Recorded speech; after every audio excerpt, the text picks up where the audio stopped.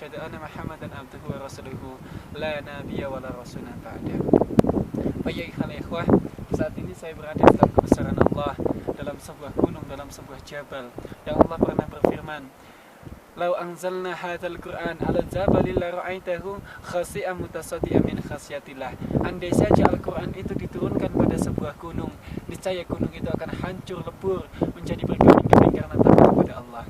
Baik ikhwah, saat ini kita sebagai umat Islam sudah sangat jauh dari agenda Islam, sangat jauh sekali dari agenda dakwah dan jihad, sehingga Islam saat ini porak-poranda, sehingga Islam saat ini menjadi lemah.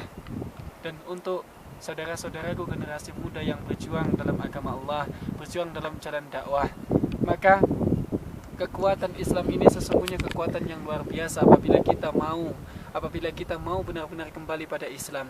Maka selamat bagi teman-teman, bagi saudara-saudara saya yang berjuang dalam agenda dakwah ini, dalam UKMI, Unit Kegiatan Mahasiswa Islam, Unwida, Universitas Widya Dharma.